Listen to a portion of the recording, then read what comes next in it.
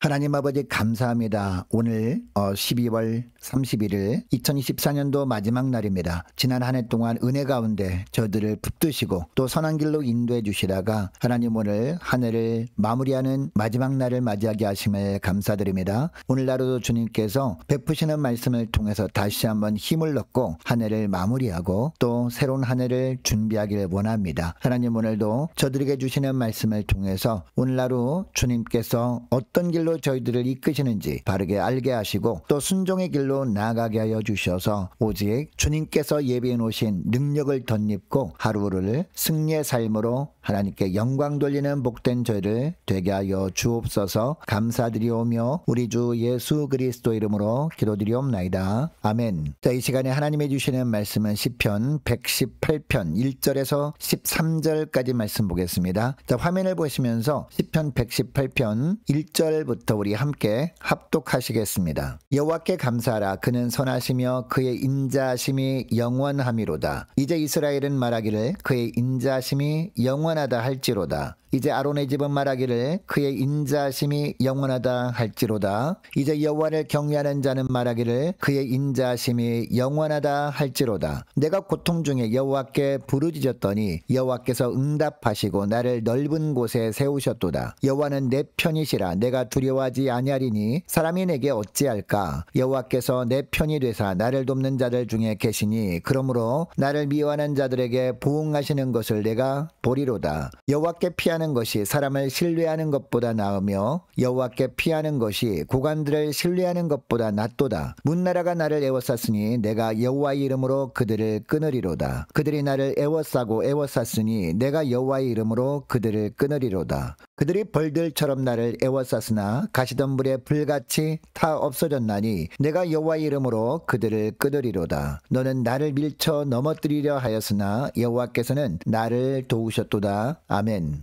여러분 인생을 살아가면서 든든한 내 편이 있다는 것은 힘이 나는 일입니다. 그러나 문제는 이 땅에 사는 어떤 사람도 영원히 내 편이 되어주지는 못한다는 사실입니다. 그런데 우리에게는 이 세상에 있는 동안뿐만 아니라 이 땅을 떠나서도 영원토록 내 편이 되어주시는 분이 있습니다. 바로 하나님이십니다. 오늘 본문에 보니까 시편 기자도 이것을 기억하고 여호와는 내 편이시라 라는 고백을 합니다. 여러분 왜 여호와가 내 편이라고 고백한 것일까요? 1절 말씀처럼 선하시고 인자심이 영원하신 분이시기 때문입니다. 여러분 이 구절에서 인자는 어떤 의미일까요? 하나님께 칭찬 들을 일을 하지 않았음에도 불구하고 베푸시는 은혜, 이 은혜가 바로 인자라는 겁니다. 하나님을 위해 한 것도 없는데 죄에서 자유를 얻게 해주셨고 건강도 주셨고 의식주 걱정 없이 살게 하셨고 또 수많은 대적들 속에서도 지켜주신 것, 이것이 하나님의 인자다라고 고백하고 있는 겁니다. 이런 하나님의 인자가 영원하다는 것이 우리에게는 너무나 감격이고 큰 힘이 되는 겁니다. 여러분 그러면 하나님의 내 편 되어주시면 어떤 축복이 주어질까요? 첫째로 완벽한 보호를 받는 축복입니다. 자, 2절 보니까 이제 이스라엘은 말하기를 그의 인자하심이 영원하다 할지로다 라고 합니다. 여러분 이 본문에서 나오는 이스라엘은 하나님의 택한 백성들 전체를 말합니다. 하나님께서 부르셔서 내가 너를 보호해주겠다, 내가 너를 도와주겠다, 내가 너를 붙들어주겠다 약속하신 사람들을 말합니다. 하나님이 졸지도 않으시고 주무시지도 않으시면서 지켜주시는 존재가 바로 이스라엘입니다. 심지어 지금부터 영원까지 그 영혼을 지켜주시는 백성임을 나타내는 단어가 바로 이스라엘이고 오늘날 예수 믿는 성도들입니다. 그러니까 5절에 보니까 이들이 고통 중에 부르짖으면 응답해 주신다라고 하십니다. 그리고 7절 말씀에도 보니까 도울 사람을 붙여주실 뿐만 아니라 친히 싸움에 앞장서셔서 승리를 안겨주시는 분이 우리 하나님이시라고 합니다. 그리고 10절부터 보면 대적들이 나를 해하려고 몇 겹으로 애워쌀 때에도 대적들이 가시던 불의 불처럼 다 없어지게 하시는 분이 바로 우리 하나님이라고 말씀하고 있습니다. 또한 13절에 보니까요, 대적이 나를 밀쳐 넘어뜨리려고 할 때가 있습니다. 이때도 하나님께서 붙들어 주셔서 넘어지지 않게 하시는 분이 바로 우리 하나님이라고 말씀하고 있습니다. 여러분 이처럼 하나님은 우리를 철저하게 보호해 주시는 분이라는 겁니다.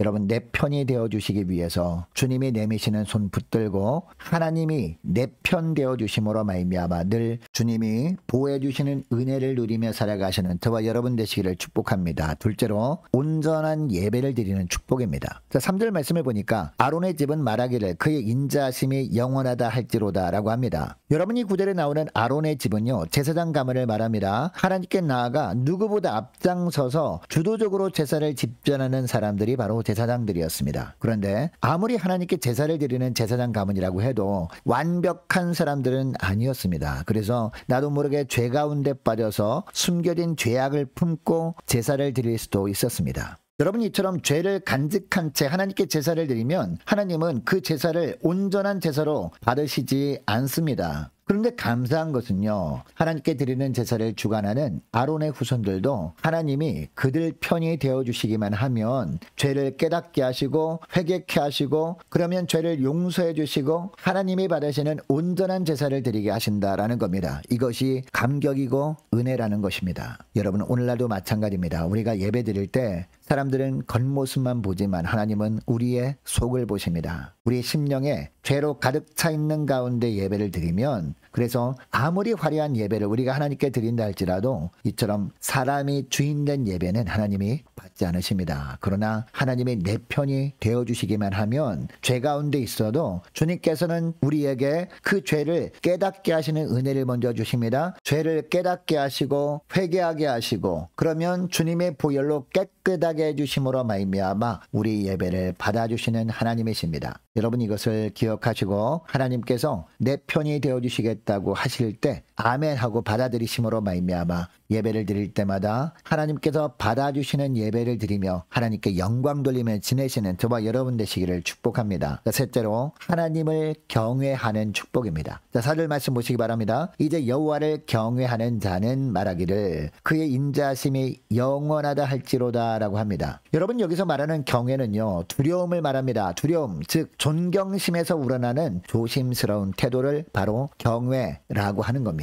쉽게 말하면 사람 눈치를 보지 않고 하나님 눈치를 살피며 사는 것, 이것이 바로 하나님을 경외하는 겁니다. 자, 8절 9절 말씀도 보시기 바랍니다. 여호와께 피하는 것이 사람을 신뢰하는 것보다 나으며 여호와께 피하는 것이 고관들을 신뢰하는 것보다 낫도다라고 합니다. 하나님이 내 편 되어 주시기 전에는 사람 눈치를 살폈지만 하나님이 내 편 되어 주신 이후부터는 어떤 문제가 있어도 이제는 사람들의 시선을 의식하지 않고 하나님의 시선만 의식하며 살게 되었다라는 겁니다. 그래서 6절에 보면 그렇게 살다 보니까 여호와는 내 편이시라 내가 두려워하지 않는다 라고 고백을 하게 된 겁니다. 여러분, 사람의 시선만 의식하다 보면요, 낭패당하기 십상입니다. 그러나 여호와만을 경외하면서 하나님만을 의식하며 살게 되면 사람들은 두렵지 않게 되어 있습니다. 우리가 하나님만을 경외함으로 하나님의 뜻 가운데만 살면 하나님께서 내 편이 되어주시기 때문입니다. 여러분, 이것을 기억하시고 내 편 되어주시겠다고 손 내미시는 주님의 손 붙들고 오직 하나님만을 경외하면서 하나님의 시선만 의식하며 살아가시는 저와 여러분 되시기를 축복합니다. 자, 오늘 말씀을 기억하며 이 시간에 기도할 때 이렇게 기도했으면 좋겠습니다. 하나님, 어떤 상황에서도 저들을 완벽하게 보호해 주시는 축복, 온전한 예배를 드리는 축복, 하나님만을 경외하며 사는 축복을 주시기 위해서 내 편 되어 주시는 주님만을 온전히 신뢰하면서 주님께서 인도하신 대로만 순종하며 사는 복된 종들 되게 하옵소서. 간절히 기도하는 이 새벽 될 수 있기를 원합니다. 계속해서 기도하기를 원하는 것은 오늘 밤에 있을 송구 영신 예배를 위해서 함께 이 시간에 기도하기를 원합니다. 2025년 새롭게 세워지는 일꾼들을 위해서, 그리고 다음 주 주일 오후 찬양 예배 시간에 있을 재직 헌신 예배를 위해서, 또한 교회 재정을 위해서도 함께 이 시간에 기도하기를 원합니다. 유초등부 중고등부 청년부를 위해서, 남녀 전도회와 각 구역을 위해서, 그리고 많은 환우들을 위해서 기도해 주시기 바라고, 취업을 앞둔 청년들을 위해서, 선교사님들 가정들과 나라와 민족을 위해서, 우리 교회의 앞날을 위해서 저와 여러분이 가지고 나온 기도 제목을 놓고 이 시간에 함께 기도하기를 원합니다. 기도하겠습니다.